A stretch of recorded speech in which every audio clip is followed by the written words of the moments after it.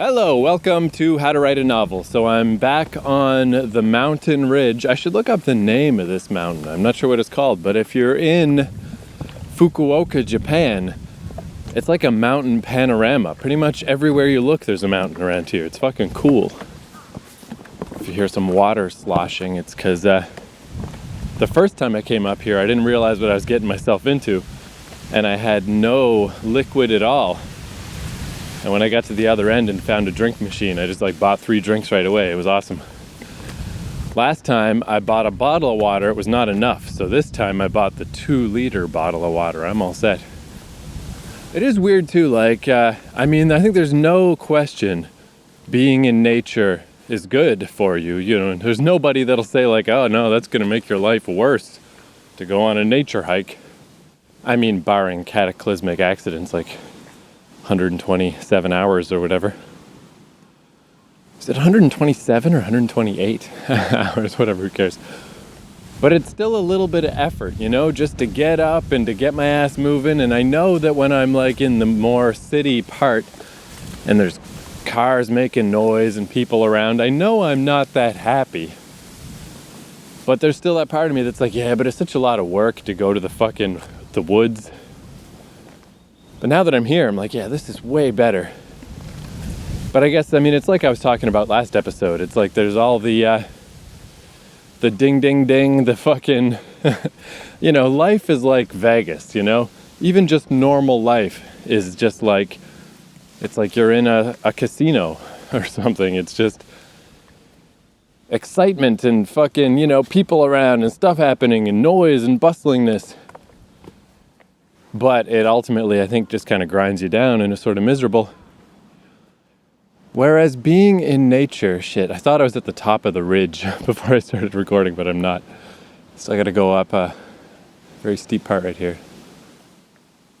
It's weird because nature on the surface is just not exciting like that. It's boring, which is so sick that we think of Mother Nature that way. Being in the woods is boring. Because it's not directly stimulating, but I think it helps for me to concentrate on the lower end of it takes a little time to settle into these nature walks and then to start to find them fun. But the other way to think about it is what's the worst time I ever had walking through the woods? And it's fine, I'm always fine. Things that work me up and things that agitate me. When I'm down in the city, those things just fucking compile and compound and tumble together and turn into a big snowball, a big avalanche. Where out here, it's there's just nothing for them to grab onto. It's all my weird little frustrations and neuroses and problems with life, there's just nothing for them to grip onto. They just kind of flow out and they just evaporate. They just disappear. So it's going out into the woods on the surface seems boring. On the surface, it doesn't have all the pizzazz of the fucking smartphone, internet, super duper adventure life of the city. But the baseline is way better, way more stable. Again, it's not I'm not saying anything people don't know. Everybody knows it feels better to be in nature. Everybody knows this is what we're built for. But it's still tough to do. Even having this mountain right here, I still take a day off in between because it's just, it's it's a lot of climbing. It's hard on the legs, hard on the knees. It's good for me to take a day off in between to recuperate. But yeah, like I was saying, even beyond that, it's I still kind of got to push. Everything takes effort, I guess. Even to go to the beautiful fucking rejuvenating wonders of nature is still not a given. It's still not the easy choice. You still got to make yourself do it. It still takes determination. It's I'm gonna go there. I'm gonna go do that. And then once I get here, it's awesome. Whew, fuck me. And yeah, that's just how spoiled and fucking out of whack we've gotten, is that I was thinking how I've got to kind of convince myself even to come here because that initial push seems like, well, I could do that, or I could go the other way and just go to a convenience store and eat a bunch of junk food and sit around and do nothing. I don't know. Do whatever I do with my stupid life. But this is kind of the best. Like, as far as nature hikes go, I'm just thinking of stuff that was directly accessible to me in other places. Toronto ain't got shit. Toronto fucking sucks. Vancouver is awesome in general, but as far as like hiking up a mountain, there's like the Grouse Grind, but it is just like directly up the whole way. It's really tough. It's basically just like walking upstairs for 90 minutes. It's really hard. Montreal has Mount Royal, which is cool, but it's not very isolated. It's a pretty good little mountain. It's not a bad little hike, but there are just people all around. It doesn't really feel like nature that much. And then even if you find places to hike through the woods, I mean, that's obviously great, but this is nice because it is a hike up. Like, it really feels like exercise. It really gets your heart going, gets you sweating, get your demons expelled. But it's not straight up like fucking Vancouver. This one is a really nice, gradual ascent. And awesome nature, and very few people, and occasional breaks in the trees with these amazing views. This is kind of the best. Fukuoka, Japan, man. I know I'm near, I guess I don't know the name of the mountain, but I know I'm near an observation deck. I haven't found that yet. I guess I just keep walking past it. I can't read the signs, so you can hear a little siren from down in civilization. So yeah, this place though, it's pretty great. It's easy to get to. It's close, as evidenced by those sirens. But yeah, it's just, I wouldn't recommend, don't come to Fukuoka, Japan, because I recommended it. But if you happen to be here, find this mountain near where the observation deck is, and it fucking rules. All right, so what I want to do a little series of episodes about songs. Because one of the things I've been doing with this podcast is just playing a song at the end, ostensibly as like a spark. Like, maybe it'll make you think of something for a story, maybe it'll give you a feeling. But realistically, it's just because I like music. I just like to play songs, fucking play some songs that I like. I've got on my website, on keithcourage.com, I got this podcast called I Have a Ham Radio that I did for years. That was just me rambling and playing music. But after my website crashed, the webpage for that's gone, and I never bothered to reinstate it. So now it's just a whack of MP3s in a folder, just sitting there, with no dates and no track lists and no nothing. So if you're real fucking bored, there's always that. But I guess realistically, like, I don't have that many ideas for music. It doesn't hit all that often. But it's really cool when it does. And it's just, cool to think about scenes from my stories.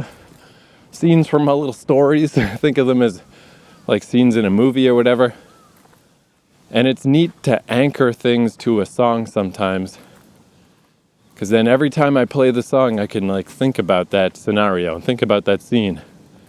And add to it a little bit and make it a little more granular.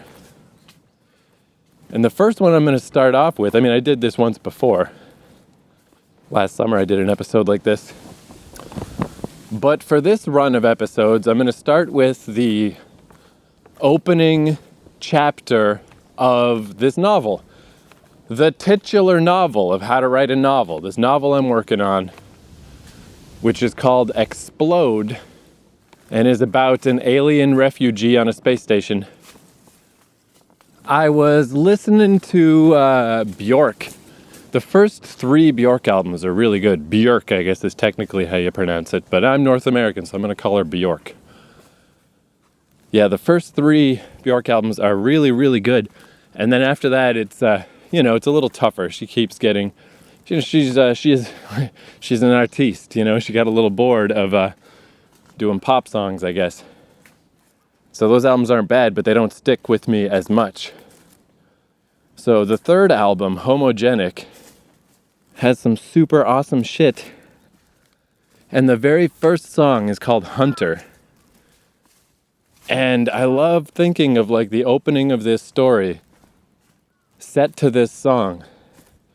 And like if there was ever a movie made of this novel that I got to direct somehow, if Netflix hit me up and was like, here's some money. I think I'd do it like that remake of the Jungle Book that they made. Whoa. Where the whole thing was just on little sound stages with like green screens. But you wouldn't know. It looks awesome. They did such a good job. Like I watched that whole movie and just didn't really think about it. But I just presumed, my dumb self, that I'm like, I guess they just filmed a bunch of little kids in the woods. But of course they didn't. Not in the modern age. It's all just little sound stages. And it looked so good. That's how I presume this story would be as well. Because the whole thing just takes place in this one space station. But yeah, it would necessitate CG, obviously. In some ways, it would be a pretty inexpensive movie. But there would be a definite CG budget because the whole thing would be CG the whole time. I kind of think of, if you've ever seen the wrestler Shayna Baszler, she used to do MMA, and now she wrestles for NXT. And she's awesome. And just her demeanor and the way she moves and the way she walks around is how I think about this character. Because I guess what I'm going to do is I'll tell you I'll set the scene and then I'll walk you through the beats of this part of the story. Then I'll play the song and explain them again. But I can't just play the song and explain at the same time because it's just hard to keep up with the timing of the song, you know, when I'm just talking off the top of my head like this. So I'll lay it all out and then I'll apply it to the song.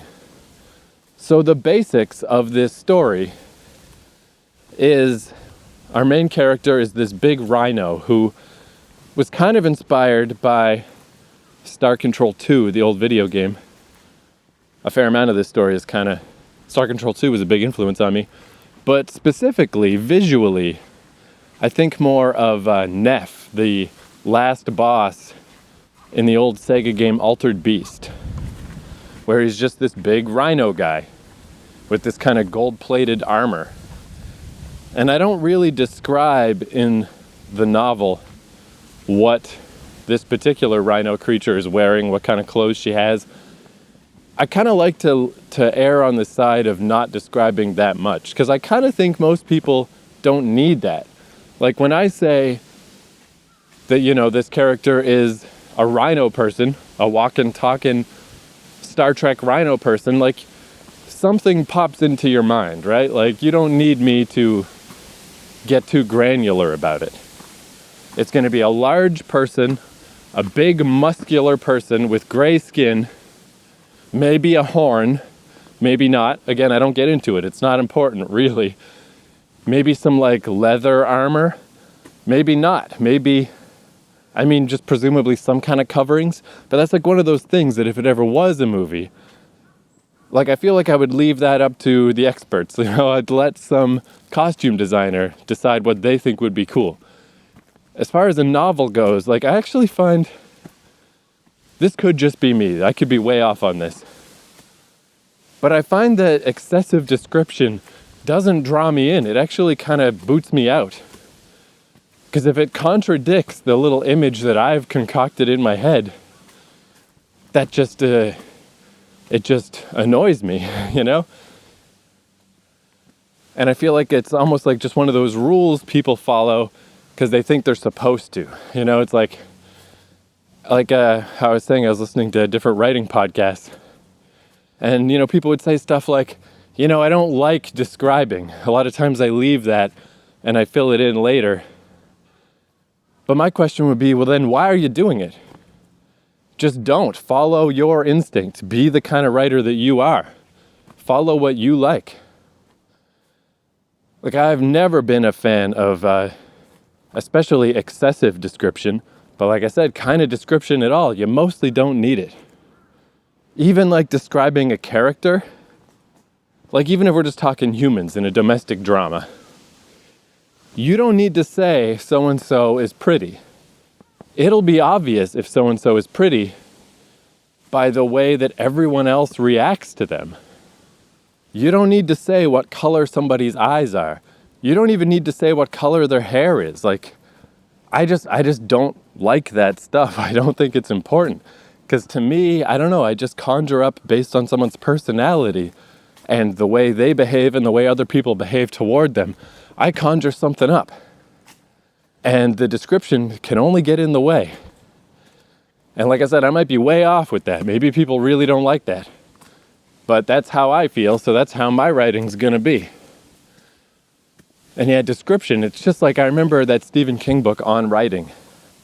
I just distinctly remember, because even when I read that as a teenager, I already had these notions that I'm not a huge fan of flowery description. He gives an example of what he called a minimal description, like a not too much description. And it was half a page to just describe some room. You know, and I'm not saying it has no value. The leather chairs creaking and the smell of something or other. But less is more as far as I'm concerned. It always really cracked me up, the dude Kyle Bossman. He does that YouTube show Box Peak that I mentioned back in the day on this podcast. That was his go-to of why he doesn't like reading fiction, is those descriptions. He's like, as soon as I hear someone describe the leaves crunching under somebody's boots, I'm out. I don't need that. And it really cracked me up because, like, when he initially said, like, I don't like reading, I don't like novels, I kind of balk. I'm like, what? But then as soon as he said that, I'm like, no, okay, yeah, I'm on your side again. I agree. Fuck that shit. Everyone's been doing that shit for 200 goddamn years. We don't need it anymore. If you don't like it and you don't want it, don't do it. Don't do some shit just because you think you're supposed to, or just because you feel like that's just one of these things. I don't like it, but you're supposed to. Fuck that. So even in the case of this weird sci-fi story, I'm keeping it minimal, man. And then if it ever gets switched to a visual medium, that's somebody else's job. I'll consult, but that's not what's important. And I do think there's so much benefit to, you know, if I say Rhino Girl on a space station manned by squid people, like, there's a lot you're going to fill in by yourself that I might just get in the way of, you know? Your visual idea of just even that scant phrase that I just said is probably a lot different than what's in my mind. Because what's in my mind is like a combination of the first town from Phantasy Star 1 and a little bit of flashback. Like, just old video games are my reference point always for all things. But it's not important. Whatever's in your mind is more useful, is better. So anyway, that's a side rant about describing things. Don't worry so much about describing. I mean, hey, if you love it, again, follow your muse. Be who you are. But if you don't love it, don't leave spaces in your story where the description's supposed to go and come back and fill it in later. You know? How bizarre that story might not turn out so good. You know? Fuck that. If you feel it in your gut, you're the one who's right. Do the thing that you like. Fuck everybody else. Fuck them. Where was I? Right, I mean, describe. Describe what happens in this opening chapter. So yeah, what you need to know is, even a little more than you need to know, but just so it's really, that it's clear. So this Rhino Girl, her home planet exploded. Very few people survived.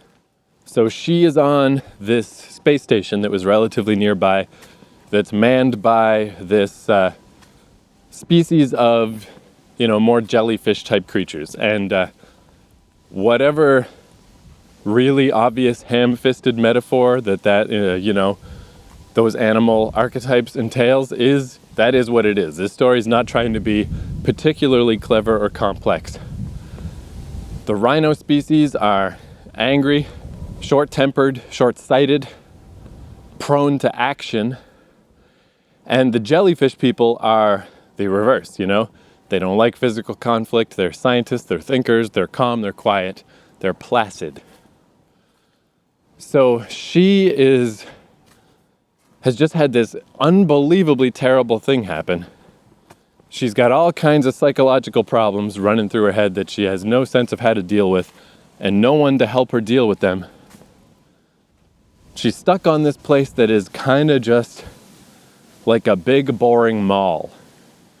It's just plain, it's just boring, she doesn't belong there, but there's nowhere else for her to go. And there are a few other members of her species scattered around the station, but she's deliberately not making contact with them. They don't make contact with each other because they're all just kind of staying like isolated in their pain, you know?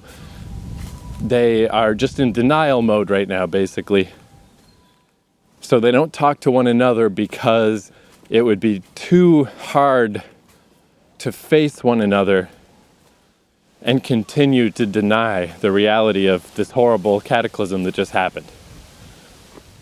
So that's the kind of setting, that's the basic setup. So now I'll go through the beats of this chapter. Oh, a little lizard. Something I like, there's no lizards really in North America. Super rare. Where here, I was in a bathroom the other day, like an outdoor bathroom at a park, and there was a lizard just hanging out on the ceiling, which of all the places to just take a break, on the ceiling is such a bizarre thing.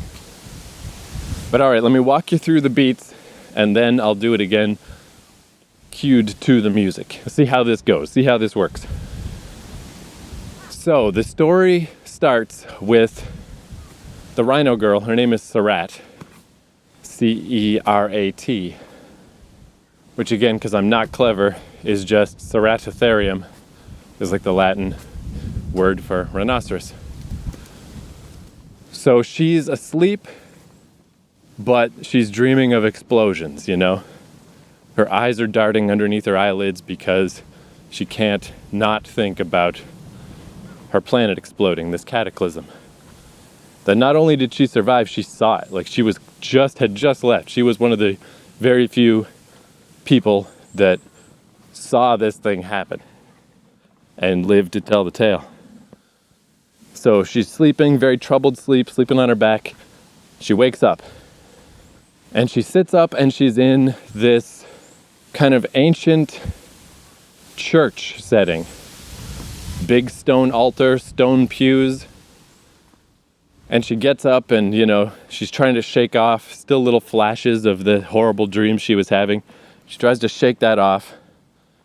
She stumbles a little or whatever and drags herself out of this room, out of this church. And it turns out the church is just an exhibit.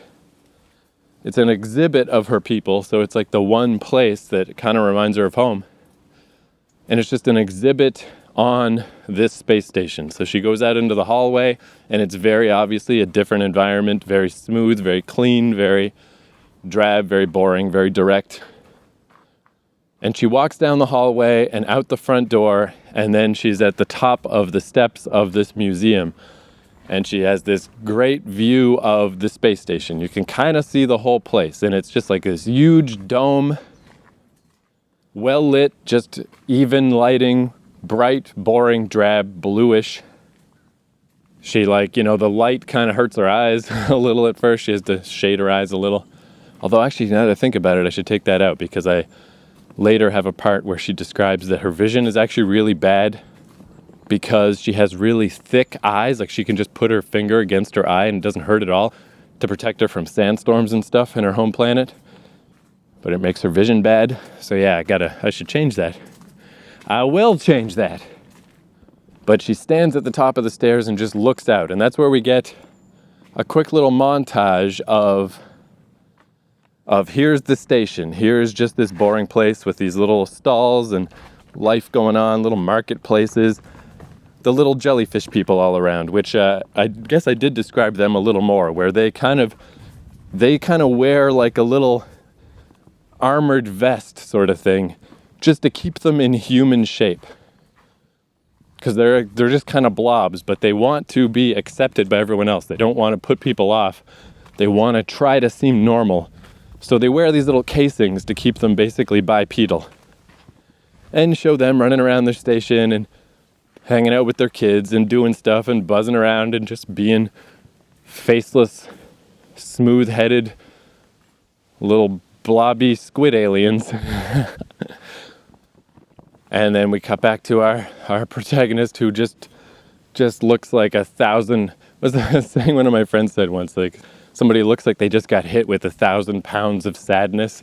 You know, this chick is not enjoying this at all. Just dour, unhappy. The buzzing of the morning and the happy day that's happening around her, she could give a fuck. So she walks down the stairs and she walks across the station, and she just walks. She has nowhere to go. She doesn't know what she's doing. She doesn't know what the point of her day or her fucking life is. Just walking. And I kind of think of the trailer for Grand Theft Auto 4. It was really cool, where it showed the main character Nico walking, and as he walked, like with each step, it would just cut to a different scene in the game, a different neighborhood, but his walk cycle stayed consistent. If this were a movie, I think I would steal that. She's just walking, all this stuff's happening around her. We get our little introduction to the station. She's walking, everyone's not acknowledging her or ignoring her. She's definitely not acknowledging them. And then she gets to like a little square of some kind of like, where a couple of paths intersect, a kind of busy crossing. Everything's pedestrian traffic because the vehicles are like little flying vehicles that fly through the sky. Or there's kind of like overpass things that they use. But across the crowd, she's taller than these squid people, the jellyfish people. So across the crowd, at a bit of a distance, like on the opposite corner, she sees someone from her species. She sees like a male of her species. And they catch each other's eye across this crowd, and she just freezes. She did not expect to see this guy, because they try to deliberately avoid one another, and it's just an accident that they got this close. And they stare at each other for this long moment, and then he turns away and just walks somewhere else. And once contact is broken, she doesn't have to try to hold herself steady anymore. She just freaked the fuck out. She didn't expect that to happen. And it is bringing back this flood of like I was saying, like, so much harder to be in denial when she sees someone else from her species, and that person is going through the same situation she's going through, and suddenly it's just like, it's all real again. It's all way too real. And she feels herself getting freaked out and upset, but she can't let anybody see her like that. There's no way she can let anyone see her show emotion, because she's a big fucking rhino. She's supposed to be tough. So she kind of like stumbles through the crowd. Maybe she kind of bumps into somebody. One of the little squid creatures makes a weird squawking sound, but they basically get out of her way. She stumbles between these two buildings, which again, I haven't really described the place, but as I think of it, it's kind of like these sort of smooth buildings that don't really have a lot of edges, but just, your basic kind of fucking alleyway between buildings. And she finds like a little like I guess what would be the equivalent of like under a fire escape, just a little area where nobody else is. And she just kind of like hard stumbles, falls into this little alcove where for the moment no one can see her and no one's around, and she just starts weeping uncontrollably, just crying into her hands of just like this insane pressure, and she just has no idea what to do and just cries and cries and cries as the camera, if there were a camera, drifts up, slowly drifts up, pointing down at her, up and up and up and up. So we get this big view of the station, and she's just this little dot down there just crying her face off. And that's the end. That's chapter 1. All right, so now let me run through that same series of events, but with the song playing, and see how this goes. So this is absolutely, like, if this was ever a movie, like, this is the song. There's no question. I Need Hunter by Bjork. It's so perfect. It fits so well that, like, if I couldn't get Bjork's consent, or it's, like, too expensive, or if something happened, then I would just have to get, like, a cover of this song. Because, like, this is the song. There's nothing else. This is the one. All right, so when this song starts, the little bass hits, the little boom, boom, boom, boom, those would line up with explosions. So we start off with the gray rhino eyes closed, cuts to these, like quick cuts to these explosions. Okay, song's gonna start. 3, 2, 1, start. So yeah, we got the gray rhino eyes, whatever fucking so-and-so movies presents. Those are the explosions. Her eyes are twitching underneath her eyelids. Horrible, bad dream time. And she opens her eyes. And she slowly sits up. We still see some flashes of explosions. She's just trying to shake it off. She's just like, you know, hand on her forehead, just like, what the fuck? And she looks across the room and she's in this weird, ancient looking church. And she gets to her feet and is obviously still just uncoordinated. She's just like having a hard time getting into the day. And goes through the church and the door opens and she's in just this weird alien place. Like, it's very obvious that this hallway doesn't fit with where she just was. And she goes down the hallway and out that door.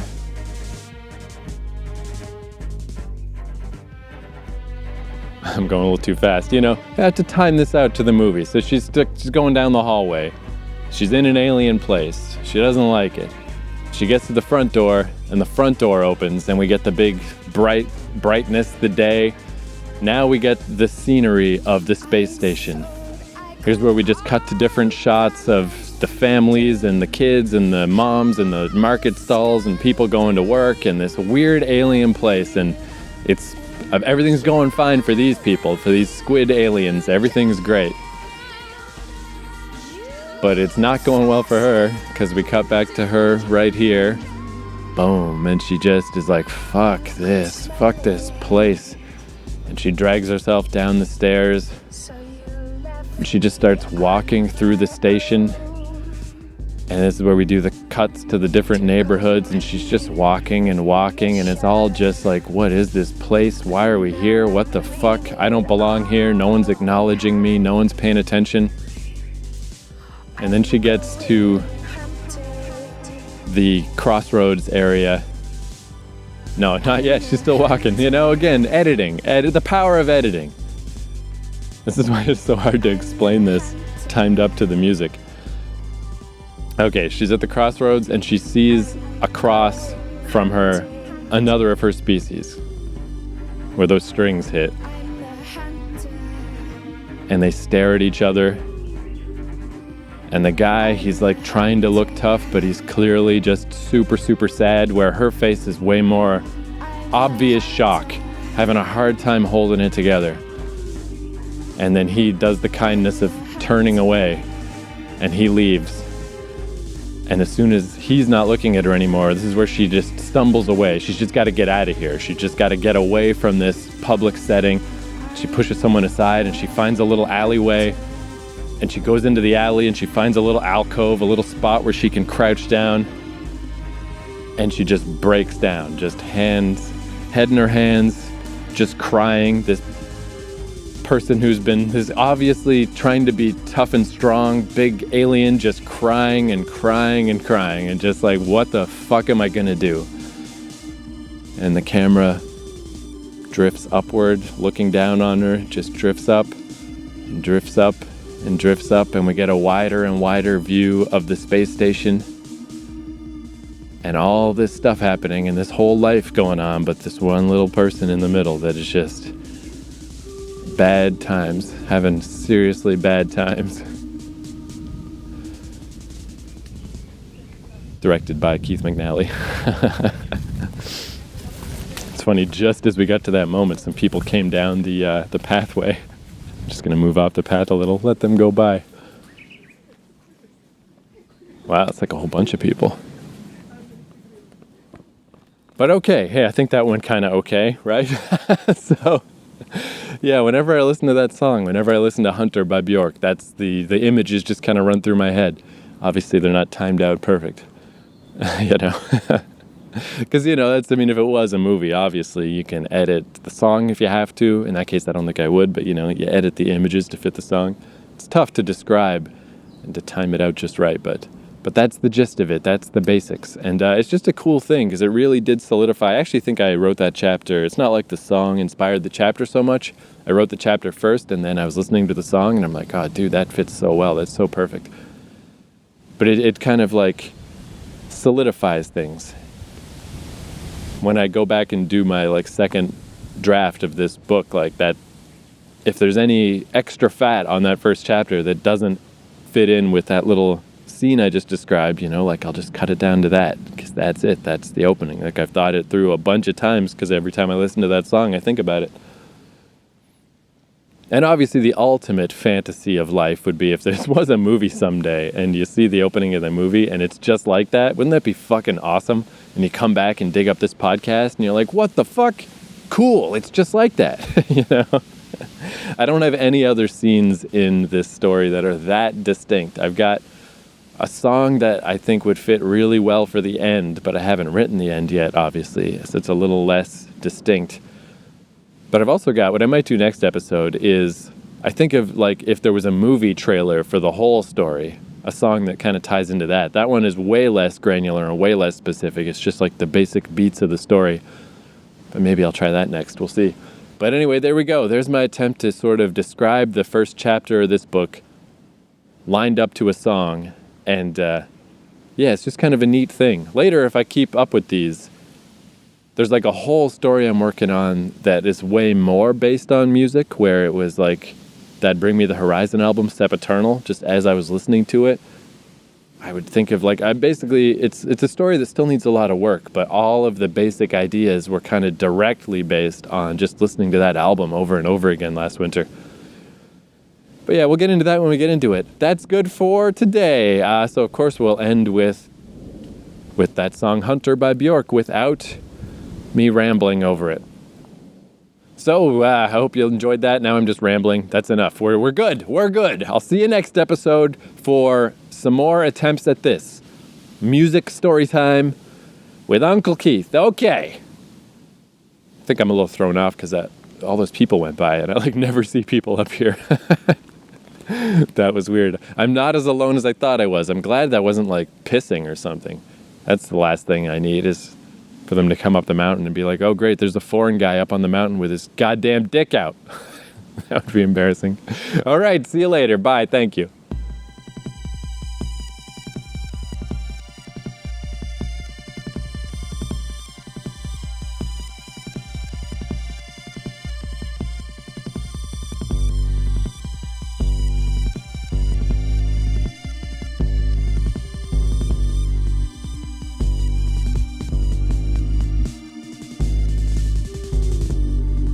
If travel is searching